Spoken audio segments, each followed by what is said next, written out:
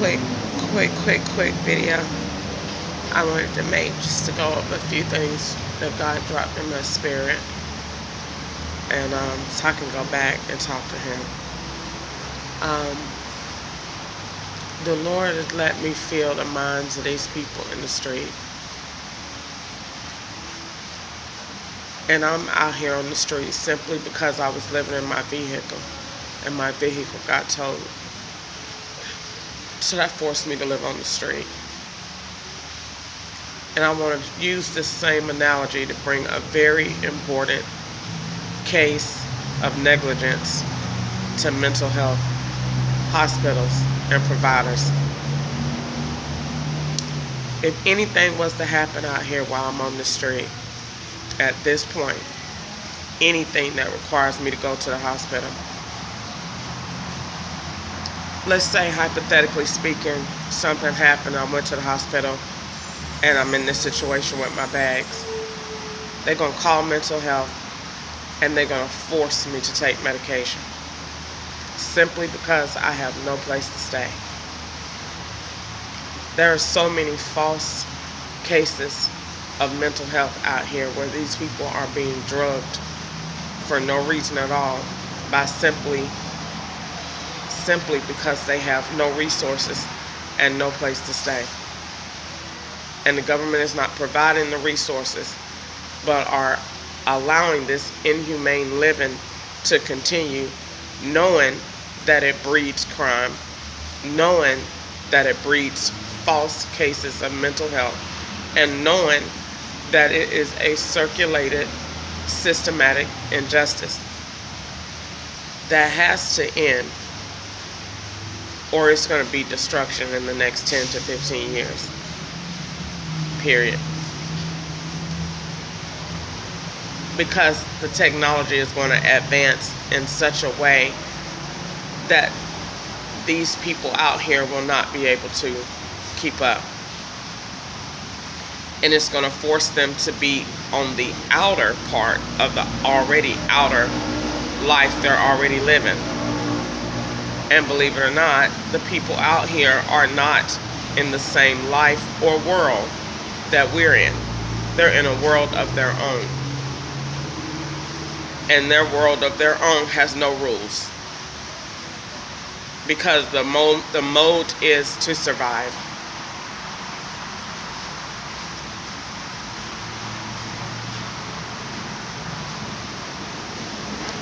And the reason that California has such an evil feel to it, and it's been so evil since I got here, is because that is the population, the mindset of your street. And by the way, it will behoove you to know who is in your street, because the next event, the Lord said, the enemy is in the street, because he's untraceable that way. And so it would behoove you to know who is in your street. It would behoove the government to know who is in your street. They bragged on having a homeless man up here 10 years unaccounted for. That's not something to be proud of, because that's the person that is more liable to do damage and be totally untraceable. That's not anything to brag on. That's a very serious threat to our security right now. Very serious. They need to know who is in the street, especially when your population is over 100,000. Everybody, move to California and blend in. No.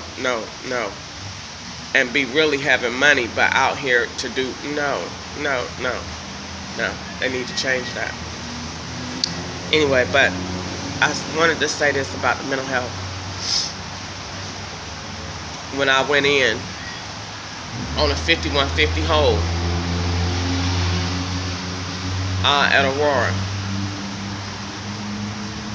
no one asked me anything about my personal life at Aurora. They strictly went on what they read, and you're being forced to take medication to get out, but they post a sign that say you have a right to your own treatment, but they force you to take medication whether you're showing outward symptoms or not, which be according to the law and the Constitution. I'm going to argue it's against the right of a person to force them to take medication. In the event the person is being harmful to themselves, it would be reasonable to understand giving them something, a mild sedative, to calm the situation down, but nothing psychotropic.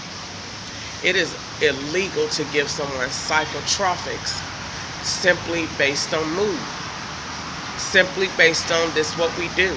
We bring them on a 5150 hole. We don't know what they've been through. We don't know what they've been on. We don't know what their circumstances is. Pump them. And then when they get ready to get out, pump them some more. And all they're doing is breeding a bunch of zombies.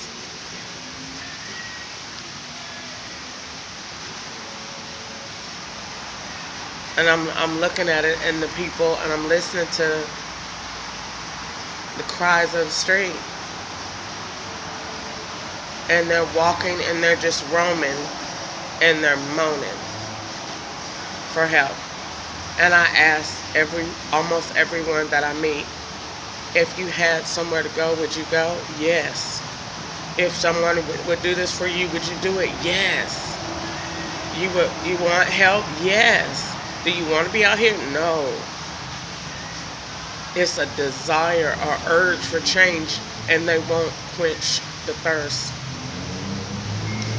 I've been sitting here and watching, I hate to say this, but I've even been sitting here watching how they offer white people stuff to eat. Homeless people have a different than even blacks. Even with being homeless, they're more privileged than just being homeless. They're given more, whereas the blacks are not. I never heard a black person come up to me yet and say that, oh, I've been given this and this, that, and other. But the whites come out here with bags of Panera Bread food. Oh, I make $60. They say I make this, that, and the other. In 2 hours I hear people give to them even more than the blacks. In just a few days that I've been sitting here, a white person stole from in there and a black person stole. The black person went to jail. The white person did not. I told them that the white person stole. He did not go to jail. Is still able to walk around and went and got more food. And they offer them, do you want something? You want a grilled cheese? Want this? I heard that with my own ears. The black people are not offered.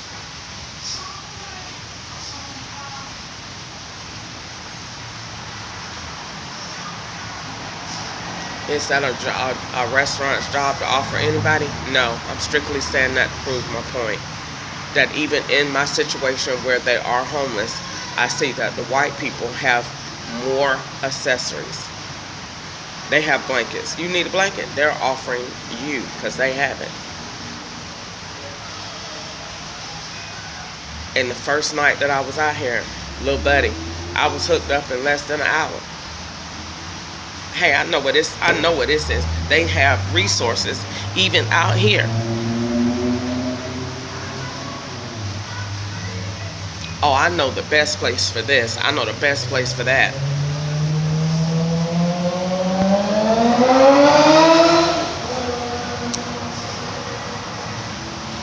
So, back to the mental health. They breed you in. You're forced to take medication. In fact, they just give it to you. That is inhumane. That is unconstitutional. And this cycle has to stop. The people out here, it's 117,000 people out here on the street. That is 117,000 civil cases against the state of California. It behooves y'all to get these people off the street. Because when they hear about my lawsuit, they're going to say, oh, I got one too. So then go ahead and get them before they get y'all and get these people off the street. Because you're violating their civil rights because they don't want to be out here and they don't have a choice. And it is inhumane living. Everyone has a right to shelter. Everyone, that is psychological That's psychological education. That everyone has to have these things in order to be in a societal norm. These police and these people are forcing African Americans into unsocietal norms by putting them out here on the street. They're literally doing this to cause mental injury to African Americans. They know it's not healthy. They know you're going. It's a toggle. It's a struggle to stay sane in such an inhumane way of life. You're making these people lay down on the street with bugs.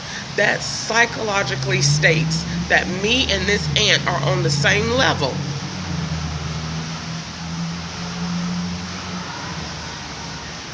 What is wrong with you? And you got men doing that?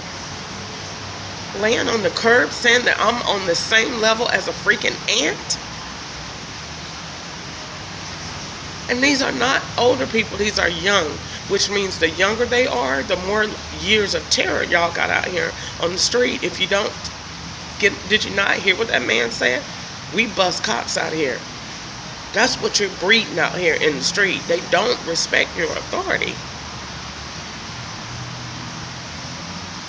Case in point, do something. They don't respect y'all out here. You have to get your respect back. And you got to earn it, unfortunately. And the way you got to earn it is you have to give them resources. They don't want to be out here. They're only committing crime because they feel like they have to.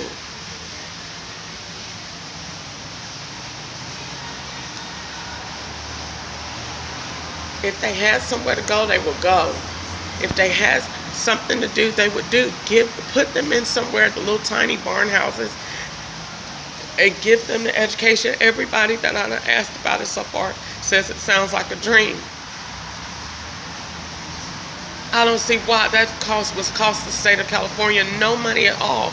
And they're right. Home Depot and Lowe's would give y'all those tiny barns. You wouldn't even have to pay for them. You already got the land. You're not spending no money. And then you can get volunteers. The whole project will end up being free. It would be free on the state. That's a miracle to get the homeless people off the street for free. Home Depot and Lowe's will give you some. How many you need? 117,000. All right, we'll give 56. You get 56. They want the notoriety of it. They want we gave it. Yeah, we did. Then do that. They give it. You already got the land. All these ugly little pieces of land. They can also donate us carpet grass. Put the carpet grass out there. Put a little tiny house in each one. Then another community. One is called the Haven. One is called the Archer. One is called the Millstone. Put them all over the place. Give them pretty names and get these people off the street. Because they have civil cases against you. Every time you play this cycle against them, you're violating their constitutional rights. And they don't know it.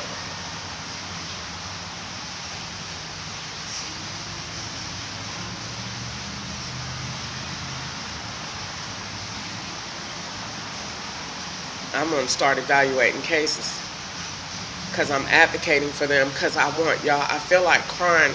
I want y'all to get the people off the street. They don't want to be out here. They don't. They're just like me. They want to do well. And, well, I'm not doing anything wrong. Not committing any crimes whatsoever. But they are. And it's not fair that some of the crimes are so petty. They're stealing food and they go to jail. You take them to jail because they're stealing food, but there's nobody out here to feed them. When you know, psychologically says that a person that has been under fight or flight, that's why the first question is, how long have you been out here? I've been out here 10 years. You've been living under fight or flight for 10 years? Let me put a case on the police department. Let's go ahead and just sue the whole town of LA, and let's just go ahead and put cases on every African American. Come see me so I can write your case up. Because you got a case on every African American out here for racism, and then for every white person out here, you got a case of neglect, willful and intentional neglect. And then for every African American that's out here, it's racism and willful and intentional neglect with the instances of mental illness, a mental injury. You're intentionally messing these people up. You intentionally doing it. You're doing it on purpose. You know your system messed up and you don't care. You're getting in your Range Rovers every morning and you come right there to Starbucks, because I see you, and you drive on in this system and you hear my voice telling you every morning when you sipping that Starbucks coffee that, hey, stop it, please. That is why God allowed this ugly situation to get to this level, because I'm supposed to say this. You are breeding aggression in the streets of these African Americans, and if you don't stop, they're going to take over the world. Point blank, period. That might sound crazy as I don't know what, but I don't care who you are. I have a psychology background, and I'm out here in my right mind diagnosing these people in the street. And me and the Holy Spirit is doing the work. You put me out here, I'm working in the street, and you ain't gonna like what I'm working on, because I'm building cases up against this state. They gonna get me out of this street real fast. Get her out of that street. You won't be sending nobody else my way. How long you been out here? Let me tell you, you got a case.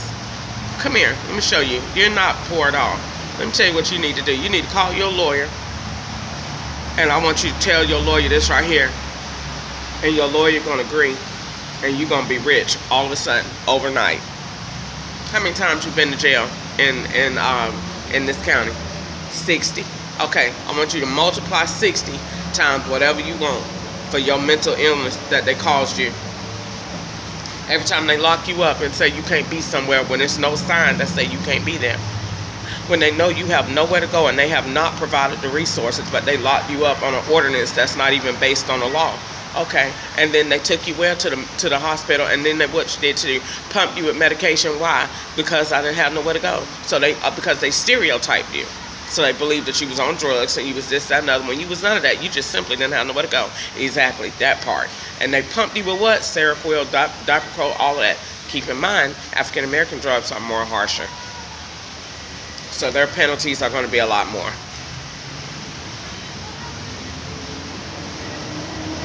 Knowing that they don't have nowhere to go. And then you steady with all these mega churches around here. And they have the doors closed. And they're getting all these cuts to help, and they not. All of them need fraud cases. You got money and your doors ain't open, fraud case. Ain't nothing else to talk about. Nothing to talk about. We've been sitting outside your church, ma'am, for 3 months, and every week your doors are closed, and you took money from the government and you ain't helped nobody. But that plate was still open Sunday morning.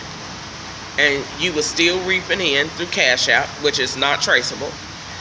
And you was still doing all this other stuff, and you didn't help none of these people out here. And we counted every homeless person that walked by, which was a soul that you could have fed. That's what they need to do. That's what they need to do. And they don't want to do that.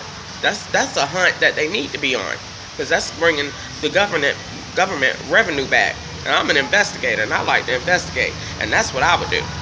Since you want to call yourself a Christian and have these church labels, then let me show you how many souls walk past your church and you didn't feed them, because we put a camera out there to watch, and that's free. Feds already got one anyway. Just turn it on. We watched. You had 100 and some souls walk past your in a week.